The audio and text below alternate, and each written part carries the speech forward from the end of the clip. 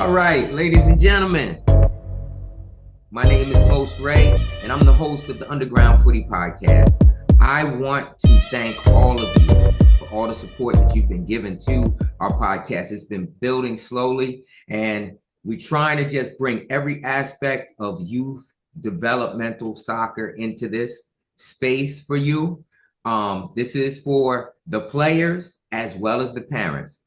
This episode, we're going to be focusing primarily on the youth to college market, right?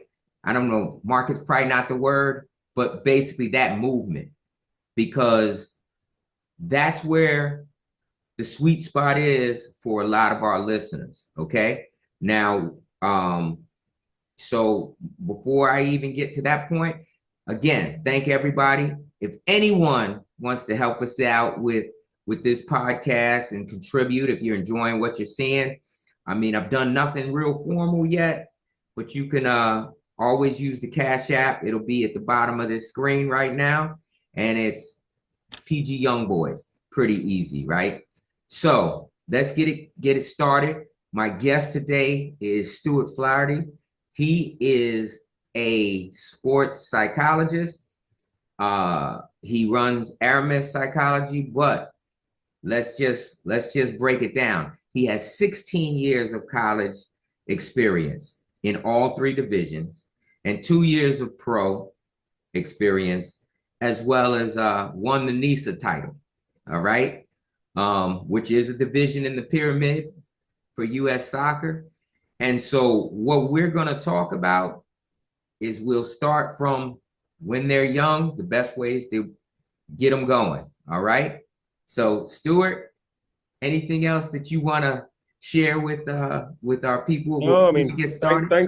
thanks for having me. You know, I've known you before we ever met through the work you do. I heard your name from players. I see the job you do, and you called it a market, and it is a market, right, from youth to college. But I also see it as a bridge, you know, because players can swim over there by themselves, but you tend to get a lot further in life when you have adults who've been there and done it, who have the service mindset to help you got where they got a little bit quicker. And that's what I see a lot of the work I do. Obviously, I coach for a living, and then the sports psychology work is pretty much a lesson in taking the things I've learned when it comes to the college process and what I see as the major gaps and flaws between youth and college, and filling them in a little bit. Honestly, in a way, it's not even fair to expect a team coach to do. I think one misconception, I think youth soccer is overly demonized.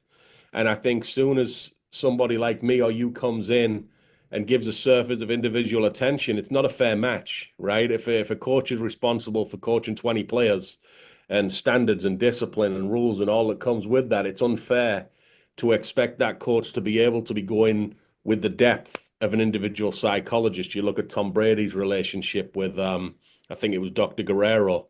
And I would just like to see ourselves, me and the staff, as an asset to kids, and not a competitor with coaches, because I coach myself and I know that that's not welcome. But, you know, kids need more than a team environment on a given number of days a week to really reach their full potential. And I do believe there is gaps all over there. Mm-hmm. And you know, and also something I'd like to say is a lot of parents feel like they can fill in every gap of development. And what I would say is this: as parents, we share everything that they need to become successful adults. Yeah.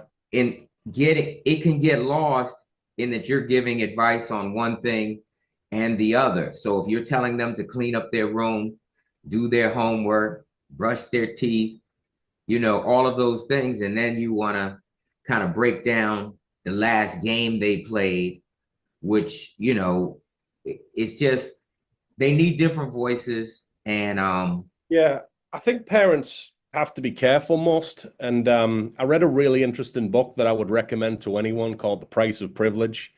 It's written by a childhood development specialist from Stanford University, and it's on, you know, the development of the human mind and the development of academic ability and the development of skill. And a good analogy is a parent can provide the foundation, a team coach can provide a house, And then somebody like a psychologist, a nutritionist, a consultant can make that roof higher. The parent has to provide the foundation.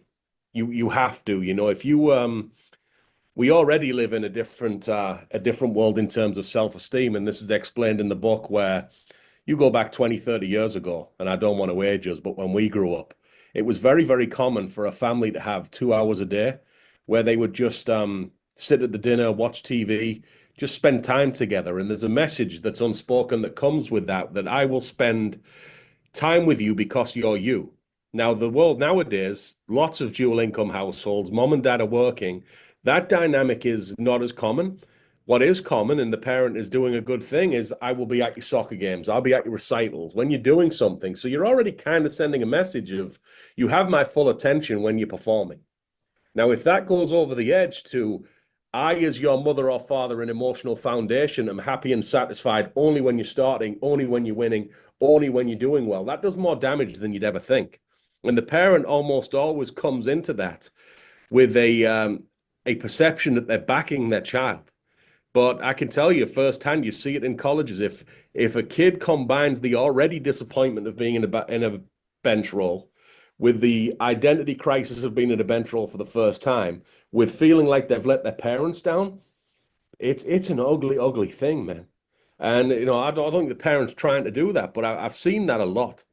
I've seen parents trying to come in well-meaning, and it doesn't help. Like you can absolutely advise kids and you can teach, but your primary role has to be the foundation. And you can't have them obsess over listening to you over their coach, because you're always on the youth journey preparing for a different mentor. It's not healthy that you fall in love with a coach at 8 years old and you still need that coach at 14. It's not healthy that you can't go to high school and play for a new coach. It's not healthy that you spend your college freshman year saying how much you loved your youth club coach because he started you and liked you more. You should always have a mind and a perspective to accept mentorship and leadership. And that can't happen unless the parents let the reins go a little bit. And, frankly, let ideas you disagree with be taught to your son or daughter in a team format. I understand that's a difficult thing, but it's part of really reaching the full potential as a human, I believe. Yeah. It's just, like I said, as a parent, it is difficult, especially when you see your player / your child struggling in any ways. You obviously will have your opinions. I mean, because most coaches are peers. And every day when we're out, what do? We make judgments and we decide sometimes on the spot whether we care for somebody or we don't care for somebody. You know what I mean? And so now, it's like, I remember reading something where they interviewed high level players. And they asked them, what was your favorite part about, playing footy as a youth? And they were like, being around my friends and, hanging out. And what was the worst part? The ride home. Shame, man. Yeah. Yeah, the ride home. Because the whole time you're catching it sometimes. I think the ultimate tightrope a parent needs to walk, right? And it's human nature versus long-term mission. You want your kid to be happy and comfortable and succeeding every day. But you should be terrified of an 18-year-old going to college having never struggled. So day to day, you want that comfort. But if everything's comfortable and you wade into every situation and make it easy, and you wade into every environment and make it more comfortable, you have to understand that if they go to college as a freshman and they don't have resilience, because ultimately resilience is to wake up in the morning, to want the world to look this way, realize the world looks that way, and you can cry about it, but it does, and strategize and implement behaviors to make the two more similar. As a parent, you risk taking that away if you wade into every situation that's uncomfortable. Or you try and, I would say when I was a college coach, if you want to talk to me about your son, you'd be shocked. I don't demonize parents. I think a lot of coaches are delusional when you say, okay, this child is the pride and joy of your life and you love them more than anything, but leave it to me now. That's not a great it's not a great way to communicate with people, and you shouldn't be surprised when the reaction's violent. But I'll only talk to you about your son. And if you cross the line of trying to manipulate the entire environment and everybody else's son to suit yours, we have an issue now. I don't like that. I don't respect that. And, we're not going to be shouting and screaming or fighting because that's not the way to succeed. But there will be distance between me and a parent who tries to do that, and I won't allow it. And now they make the decision to sabotage their child's environment or take their hands off and let the resilience, well, maybe the freshman year of college is about resilience and determination, and it doesn't go our way. Maybe the second year is about becoming the player that we thought we were coming in, but we actually weren't, and humbling ourselves and learning lessons and developing physically. There's all kinds of curves are going to be. And I would say it's a safe assumption that, you think your son or daughter is a little bit better than they are. And you should think that, by the way, but you shouldn't violently resist any feedback that you perceive as negative, because if you surround your child with pure positivity, everything's nice all the time, all the success is easy, universal approval, you tell me if that's getting them ready for life. That's like having a boxing camp and never sparring. It's not healthy. Mm-hmm. All right. Now, one of the things that I wanted to talk to you about, being that you had coached at all levels of, and we'll talk about college because we've delved kind of deep into youth soccer and those environments, and talk to people who've come through it, including myself. I've had discussions about that. But when it comes to college, what I've noticed over the last, let's say, 4 years is kind of the evolution in the men's game, right? Yeah. Women's game, it's a little bit different because there's a lot, percentage-wise, there's a lot of girls, women from the United States that can play at the highest level of women's college soccer. Yeah. Now, quite obviously, in the men's game, there's become various ways for coaches to level playing fields and to also, the international game has become part of the college game in a big way. And we've had discussions about it. And what I will say is this, that having watched college pretty intensely for like maybe the last 5 years or so, I've seen an evolution in the game, which is, it looks like to me, it's come out of one, the academy system here, especially the MLS academies, no matter how you feel about it, and the style of play that's taught, more so the style of play I'm talking about. And then also players that come in that have come out of professional environments and they want to play a certain way. And so the style of play has changed from, come on, college soccer 10 years ago, and you look at college soccer now, I think there's some definite changes. Now, I don't watch all levels. I'll be honest with you about that. I go to PG Community College. I'll watch my JUCO guys. You know what I'm saying? And I've been to some D3 games where I knew some of those kids could play Division I, but maybe they didn't have the platform. And it's got to be hard for these coaches to actually sort out, with all the social media, the hype machines, everything else, which kid is playing. If you can't put your eyeballs on every player. And it appears that clips don't really show you the true story. So can you explain the difference between the divisions as you see them? You can start with NAIA, JUCO. It style of player wise, if that's what we're talking about. I see what you're saying about the possession style and the between the lines and the break-in lines effectively. I think that's far more prevalent in terms of looking ideal at the top end of D2.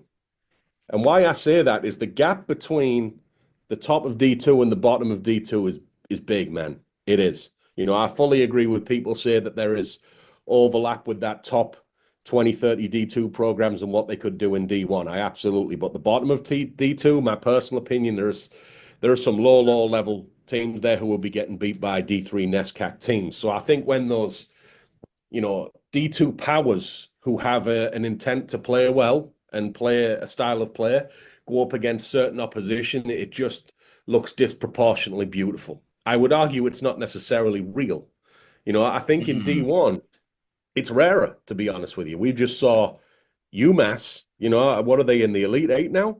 And I believe Fran O'Leary is one of the best coaches in all of college soccer, because I think ultimately you take the style away, and ultimately coaching is a game of poker where you maximize your hand. And I don't think anyone can put forward any coherent argument that Virginia don't have a better hand than UMass. But Fran O'Leary will have tactically found ways to dull the blade of Virginia, tactically found ways, whether it be through set plays or whatever, to score goals himself, and has come up with a result. That has to be prioritized over the style. It does. Over the what? Because it has to be prioritized over the style. Because I'm not going to name names, but I'm going to tell you a really sad story of a player that I know of who played D1 and got drafted into the MLS. Mm-hmm. And the first week there, he has a conversation about style of play with coaches, which they were like, who is this kid? It didn't go down well, to be honest with you. They're trying to teach him about a level he's never played, maybe never will now, sadly. And he's trying to go back with them and come to some kind of middle ground so he can play a position and role that he'd rather play. Insanity. Insanity. The kid should have done as he was told, played the role he was played. So then he gets loaned out, and it gets worse for him because now he's at the USL Championship team who plays a more direct style, right, that he just doesn't agree with. They don't care if you agree, man. right. If you want to go to pro soccer, this is the working world where you have to make yourself so valuable in terms of performance of the game that they will pay you to exist within the building. And I do believe that some kids prioritize style to an extent where they're only going to succeed if they go play for the teams least likely to want them. Because the best teams who need college rookies the least play the most exciting soccer. They really do. Now, there are kids that can do it. Yannick Bright has went into Inter Miami. He's playing with Messi. He's playing with Alba. It's awesome to see. I would actually argue he's adding something in terms of the ability to play the six that Messi doesn't do, that Alba doesn't do. So he brings value. But you've got to be careful as a player prioritizing style over substance, because this game is about going into environment, learning it. There'll always be things you like, and there'll always be things you don't like, making yourself so valuable that over time you lift the entire environment. Some kids rob themselves of that. Well, that isn't exactly what I meant, but I My definitely bad. no, what I was talking about more was technically players seem like they're getting better. Like when They they are come getting in. better. I actually think they're getting even better than you realize, because I think there is D1 games are hard. Yes, they D1 are. games are very hard, especially to get between lines in the attacking half within the width of the six. That is hard to do, man. And you get Yes. some And great players who that's what I'm talking about. The interplay and the in tight spaces that I've seen, like when someone's sitting in a low block and they're inside that final third. And now instead of seeing a shot where someone's trying to shoot through someone's body, they're taking that extra touch. They're creating those triangles and those angles and finding some. I mean, it doesn't happen every game, but you do see it. And that's something that I think has made. I mean, I enjoy watching it, but then again, a lot of the kids that I saw and helped with developing, and when I say help with developing, I just gave them opportunities to just play a lot. Yeah. I'm watching those kids now because that's the generation I'm watching, and I'll continue to watch, but it's just what I'm trying to figure out is, like, you talk about like NAIA and the kids who are going to those schools. Well, NAIA, I mean, first of all, I just want to add one thing to what you just said, and then we'll go to NAIA, because that's a mixed bag. But I think a lot of youth coaches, and I don't count you in this because but I think they see a youth player perform skills between lies 20, 30 times a game in a youth game, and then watch him do it 15 times in a college game, and maybe 10 times in a conference playoff game and maybe 5 times in a Final Four game, that's not regression. That's not regression. You know, at the higher levels, you tend to perform the action less often and have less opportunities to do it. And I think D1 does a good job of multiple teams trying to do that. I think you see that. I think a lot of youth coaches just deny that and claim everyone's long ball. And I can't even listen. You're obviously not watching if you think that's all it is. There is a huge emphasis on possession. But NAIA, and I've got multiple friends coaching at that level, it's everybody, man. You know, like you could get an international former pro who doesn't know the difference between a D1 school and an NAIA school. I know it sounds ridiculous, but like, no, it absolutely I found out does. what Stanford was when I moved to America and I was 24. I had no idea. You know, the only school I knew was Notre Dame because I liked the movie Rudy. So you get, when it comes to international, that kind of cultural gravity that exists in the American kid isn't really there. So you can But get a that lot of that. I'll get back on it. But that's why I feel like at like I've watched the tournaments, I feel like it's leveled out because if a kid says he wants to go play college, he wants to go where he can play college. He doesn't say, "Oh, I need to go to Dartmouth, UVA, like all the ACC schools." They're struggling, and struggling is probably too strong of a word. But at the end of the day, there's players playing at some of these other programs that before the international, there was a difference between, you know, the ACC schools that was bigger than some of them. Let's say, I'm not going to name any names, lower divisions technically, right? Lower in the RPI. Yeah. And now they got some guys that basically these guys are looking to snatch as quick as they can, you know, because they're like, I mean, I'll give you a name, University of Vermont. Unbelievable level of team. Unbelievable level of team. Like right up there with any of the glamour boys. I think one almost demographic that's missing out, and maybe it's not missing out, maybe it's just soccer doesn't work out, but they're, in my experience, and I also did some time with a college recruitment agency, and when you deal with that, you're usually dealing with kids with good grades and usually dealing with kids with a lot of money. And I find that those American kids who have high income and high academics, they get locked into a very, very small percentage of schools that very, very often don't want them. In my experience, the more open-minded players are the lower grade kids because life has kind of told them that they have to go to a different type of schools. Or I've had clients where they could go to a D1 school and pay $40,000 a year, or they could go D2 and pay $11,000 a year. The playing level's out of the window now, if that's, you know, significant to the family. Right. Yeah, no, it's definitely, like I say, you're dealing with a lot. And you know, social media has a lot to do with it because, you know, as soon as the kid, you know, commits or whatever, it's oh, I got to put this out. And, you know, but like I said, what I'm recommending now to a lot of these kids is, look, the transfer portal and these people are constantly combing for older play. Go play somewhere where you can play. And then from there, they're going to come find you. If you ball out, they will find you. And you may be happy where you're at that point. So you may not want to go anywhere. You know what I mean? But yeah, so I'm forgetting the kid's name most, but the kid who scored for Akron v Princeton in the tournament this year, he was a D3 transfer. Right. And they also, and to the announcers' credit, they often talk about where the players came from. You know, but like you say, some people just want to get their foot in the door. So once they get here, because some are non-qualifiers, right? They have to go somewhere to be able to transfer because maybe whatever the records are from wherever they're from don't qualify them to walk right into like I said, I don't want to keep using the same names, but you know, whether you're talking about a Wake Forest, whether you're talking about an Ohio State, heck, Maryland.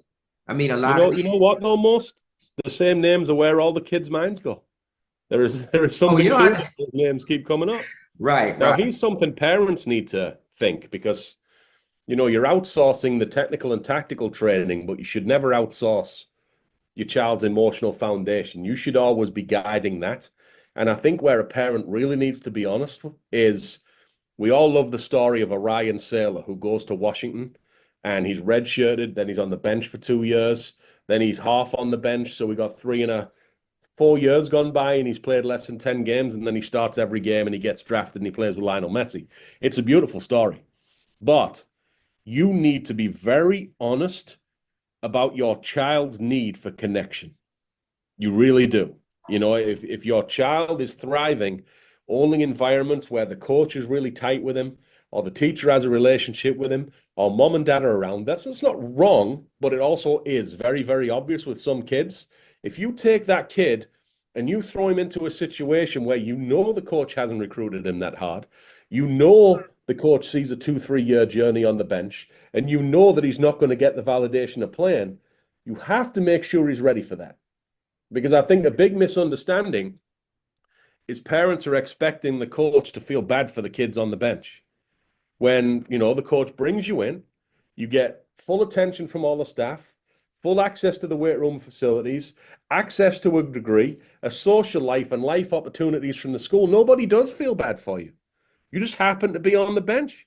And what is a 1 month journey for one kid to the team is a 3 year journey for you. And it's on the parent to either realize their kid's not ready for that, or be ready to take responsibility beyond sending emails asking for playing time to change, because it won't. It'll just get further away if you fight that battle at the college level. Mm-hmm. Mm-hmm.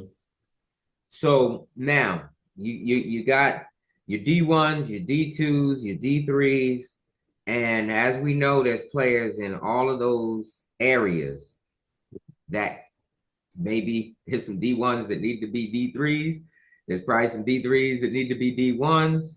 Definitely. But the thing that I've tried to tell some of the parents that have talked to me, especially if there's a complaint about playing style, is look, the best players are the ones who will do what the coach needs them to do on the field. Exactly. Because if you are trying to change, like you already said it, if you try to change the style of a team, you're barking up the wrong tree. You have to find a way to adapt, and those that adapt, they could end up playing a position that maybe is not their strongest position, but they may be the strongest one at the position that the coach asked them to play. And trust and believe there's somebody sitting on the bench that considers that their position, but maybe they don't play it as well as the guy who's really another position. Yeah. I mean, there's a dynamic beyond that for the big thinkers who want to go to MLS, right? And I would challenge any parent even trying to think of that to do this, right? Mm-hmm. There is college draft picks who succeed in the MLS every single year. It's nonsense to suggest otherwise. It's a fact. There's not many number 10s, most. There's not many wingers. You will find the percentage of multimillionaire salaries, DP allocation, World Cup players. They're right in those game-changing, high-impact attacking players. Man, if you look at the best 11, it's hilarious. They pick a 3-3-4.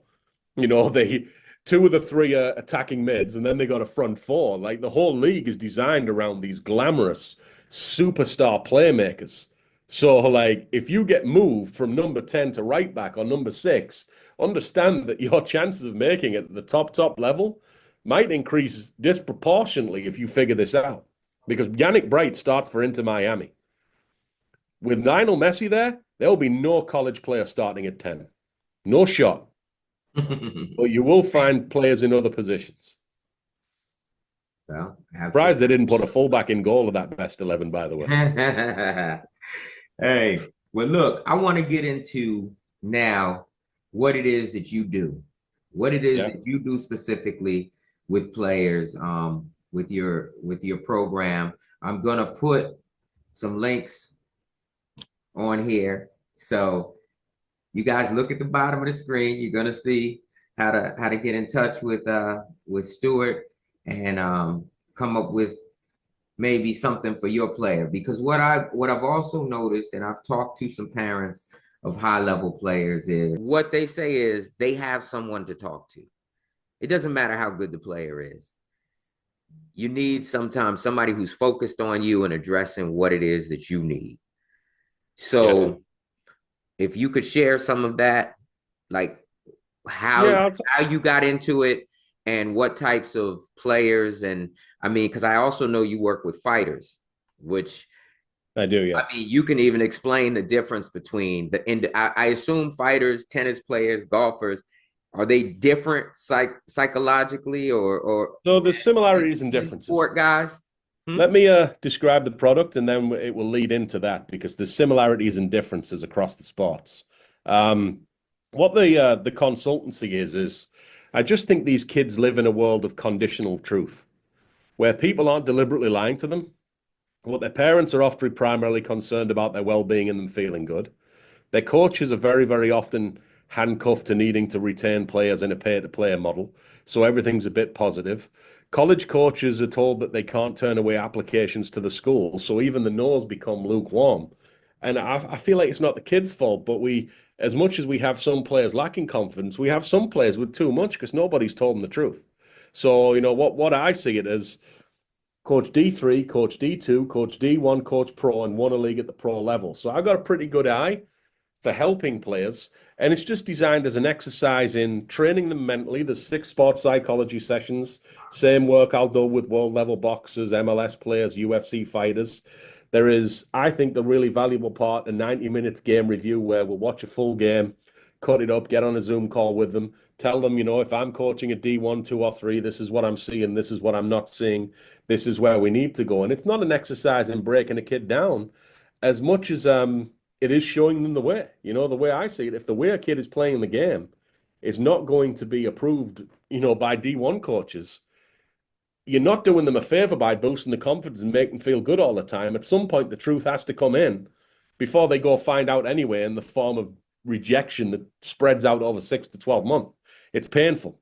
And then there's the networking. I used to work in the college placement industry, but I just found it hollow. And the reason I found it hollow is it's almost like matchmaking for dating, right? If people don't like you, people don't like you. So I see the bridge building and the networking as a one part of something, but we should be teaching these kids about their mindset. We should be getting them psychologically ready for the jump. We should be identifying any mental issues they might need to work on and helping them work on it. And we should be looking at the game through a neutral set of eyes that's seen all levels and can tell them. Because some of the saddest stuff I ever seen most was when I was coaching the Michigan Stars and we would get and that's third tier pro for perspective. It's nowhere near MLS. It's pro and it's good, but it's third tier pro. And we'd get kids who wouldn't make our top 28. And being blatantly honest with you, wouldn't have started for the Dartmouth teams I coached. So then you talk to that parent about going to play 4 years of college, developing physically, getting a degree and coming back and trying the same thing 4 years from now when you could be a completely different player. And they're insulted by it. That nobody's helped that kid. You've just told him he's a lot better than he is. You've told him life's going to be easier than it is. And you've set, the Michigan Stars up to be the bad guy when all he did was tell them the truth. People have to be more real with these kids. And in the economically driven pay-to-play market, it's hard, right? You might tell a kid what he doesn't want to hear and he goes off to the next team. So we come in without those handcuffs. So in the last 2 weeks, I've spoke to a UFC fighter, a D3 field hockey player, a D1 college soccer player, a boxer who just fought at the world level in Saudi Arabia. These are massively different sports and massively different levels. Now there's definitely greater, all sports is problem solving with consequences, right? And the consequences are definitely more extreme in the fighting game than they are soccer game. But yeah. I do believe the beauty of soccer is there is a consequence and a failure that you can be protected from in a classroom environment. So it does teach a hard edge that you need in life. But I think when you approach things as a coach and a psychologist, the first thing I look at is human needs. There's 6 human needs. We all need significance. We need stability. We need instability. We don't want to get bored. We need connection. We need growth, and we need to feel like contributing. And often all the issues you see in team sports, like a player on the bench, if they live their life, most people will have 2 of those 6 needs at the top, and it'll shape how you look at the world. You might have a friend who gets married at 21 and doesn't want to drive above the speed limit, and you might have a friend who climbs mountains doing free solo for a living. They're the same species, but one needs instability and excitement, and one needs stability, so they experience life differently. So if you can figure out and observe what's right at the top of each kid's needs, you'll see a lot of problems coming, because if a kid needs connection and a kid needs to feel growth and he's on the bench, if you're giving that kid time and effort and extra work, you might not have an issue with a kid whose top need is contribution. And it's not his fault. It's the way we're wired, man. I personally believe God played a part in the way we're wired. And that kid needs to contribute, or he does not feel relevant, does not feel important. It's going to be difficult for that kid to be on the bench, and maybe he's at the wrong school. I know that seems brutal, but you have to learn people and how they tick, and you can't just impose your frame of looking at the world and expect 28 kids to follow you. And any athlete I work with, you'll motivate and guide them by understanding what it is that they need, understanding what their foundation is. And then the rest of the psychology work, it's a bit like being an optician, right? You know, you and I have both got a pair of glasses that in a way are the same, but if I put yours on, I can't see no more. And if you put them on, you can see everything a little bit better, because inside your eye, there's things that work and things that don't work as well. And that lens over it is designed to maximize your eye. Well, psychology and coaching is the same.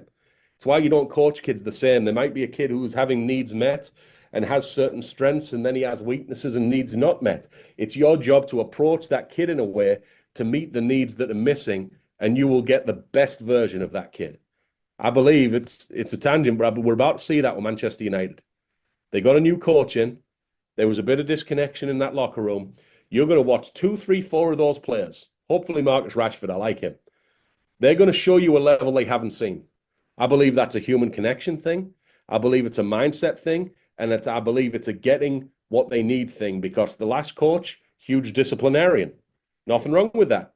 Players who want stability will massively respond to that. Players who need connection and feel distant from that disciplinarian, they're not going to be the same. It's not right and wrong. Not everybody worked with Belichick. Not everybody worked with Pete Carroll. But the beauty in life is when you find the people who do, right? And they work together and do things they could never do. So I just think the absolute foundation of psychology is to create that, like I was saying about the parent and the foundation. First, you create that, and then you help them on their journey. What is their journey? Don't know. You know, I'm definitely not going to name names, but we have clients with diagnosed anxiety, clients going through a divorce, eating disorders, people on top of the world, people worried that maybe they're a little too confident, they need to seek out more challenges because life feels too easy, and even that's making them.